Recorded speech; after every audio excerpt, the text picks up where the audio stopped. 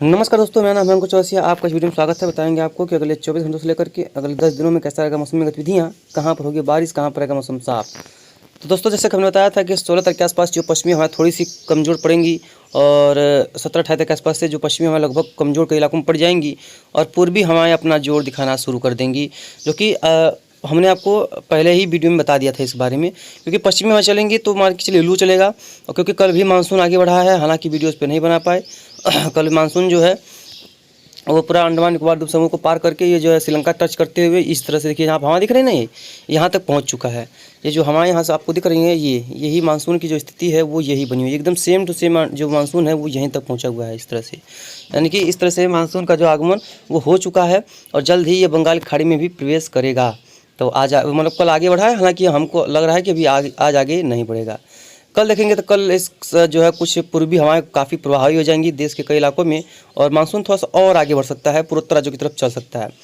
18 के आसपास देखेंगे तो एक सर्कुलेशन जो है वो बंगाल की खाड़ी में उभरता नजर आ रहा है। देख पाएंगे यहाँ पर ये एक थोड़ा सा बड़ा स्ट्रॉन्ग सिस्टम हो सकता है। अगर ये ऐसा स्ट्रॉन्ग होता है अगर ये सिस्टम, तो देश के कई इलाकों में बारिश का लिए जिम्मेदार होगा।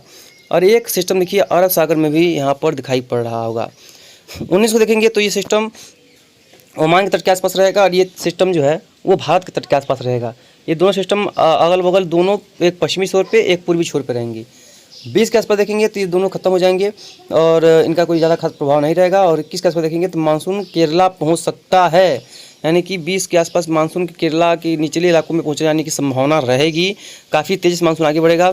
22 के आसपास एक सिस्टम सबसे बड़ा जो रोल निभाने वाला है, ये है अरब सागर का ये सिस्टम।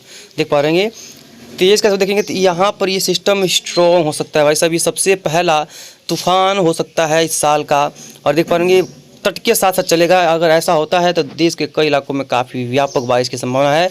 वेस्ट कोस्ट पे तो बाढ़ वाली यहाँ पर वर्षा देखने को मिल सकती है। 25 का देखेंगे तो ये देखिए गुजरात के तट के आसपास ये सिस्टम नज़र आ रहा है, जो कि यहाँ पर एक खतरा कह सकते हैं कि यहाँ पर दिखाई पड़ रहा है। कि अगर ऐसा होता है तो यहाँ पर ये खतरा की घंटी है, क्योंकि यहाँ पर सिस्टम स्ट्रॉन्ग हो रहा है और कई इलाकों में इसकी वजह से वर्षा की संभावना दिखाई पड़ेगी और heavy to very heavy rainfall देखने को मिल सकता है। 26 का देखेंगे तो ये दिख रहा है कि ओमान को तट को पार मतलब कि ओमान की तरफ सिस्टम बढ़ रहा है। और 27 का देखेंगे तो एक सिस्टम बंगाल की खाड़ी में बन रहा है, एक सिस्टम अरब सागर में बन रहा है। यानी कि दोनों सिस्टम जो है 27 के आसपास कई इलाकों में बनते नजर आ रहे हैं। और 28 के आसपास देखेंगे तो सिस्टम जो है वो फिर से घूम करके गुजरात की ओर आएगा और ये सिस्टम जो लगभग पूरी तरह से समाप्त होने के कागर होगा। मानसून की देखिए पीक हो जाएगी उस समय। मानसून कितनी तेज़ी से आगे बढ़ सकता है। 30 मई के आसपास मानसून जो है वो महाराष्ट्र को टच करता हुआ ये पूर्वी बिहार तक पहुँच जाने की संभावना रहेगी, ऐसा प्रतीत हो रहा है। हालांकि अब तो ये समय ही बताएगा ये कितना स्ट्रॉन्ग मानसूनी हवाएं होंगी और कितना स्ट्रॉन्ग ये सिस्टम इनको कर पाएगा।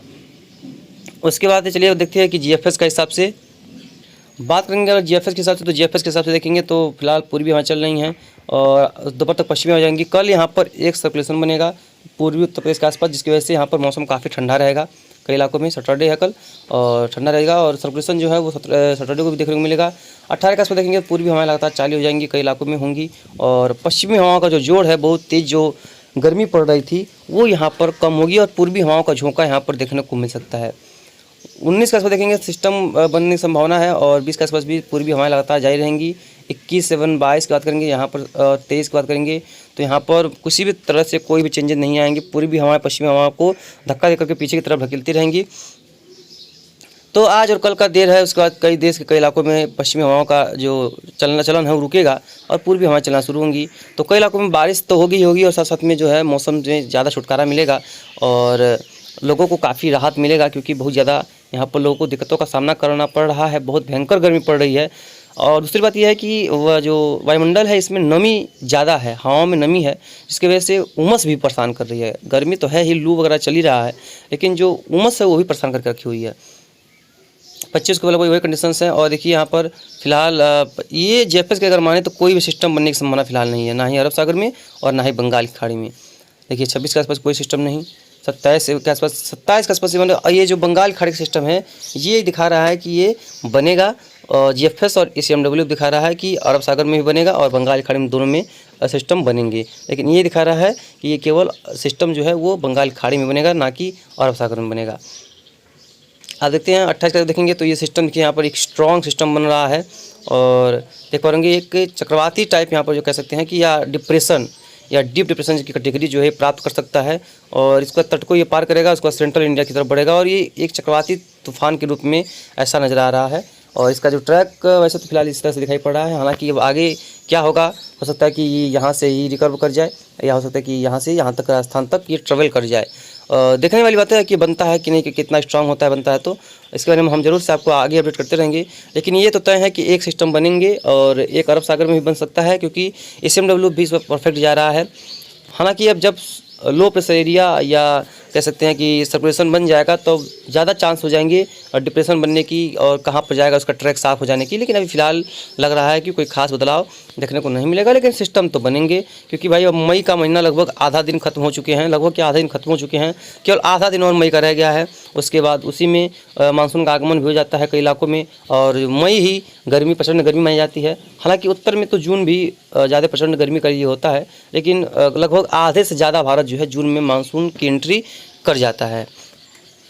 तो ऐसा रहा हालात। अब चलिए देखते हैं कि किस तरह की वर्षा इस समय हो रही है, क्लाउड्स क्या बने हुए हैं। देखिए क्लाउड्स की बात किया जाए तो देखिए अभी फिलहाल उत्तर में पूरा तरीके से मौसम साफ़ और शुष्क है। देखिए पूरा जम्मू कश्मीर का क्षेत्र हो गया, हिमाचल प्रदेश का क्षेत्र हो गया, उत्तराखंड का क्षेत्र हो गया और लेह लद्दाख का क्षेत्र हो गया, और यहाँ पर मौसम पूरी तरह से साफ़ है। पश्चिमी उत्तर प्रदेश में भी देखेंगे तो हल्के क्लाउड्स नज़र आ रहे होंगे आपको, और कुछ बिजलियाँ वगैरह चमक रही होंगी कहीं कहीं पर।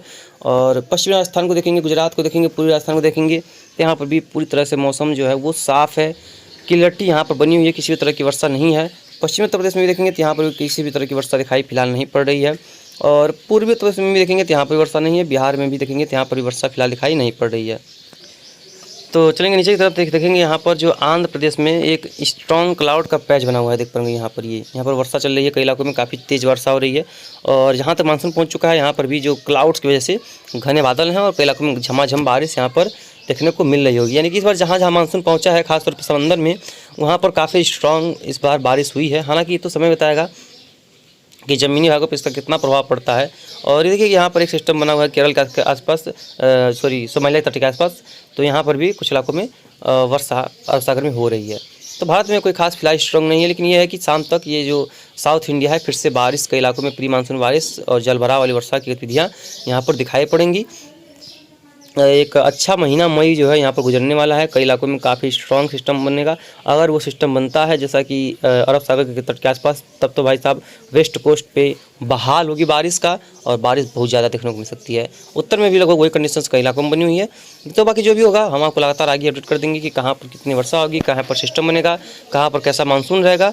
तो मिलते हैं इसके नेक्स्ट वीडियो में। लगातार चैनल पर आप लोग रहिएगा, जिससे कि सभी से अच्छी और सही जानकारी आपको तक पहुँचता रहे।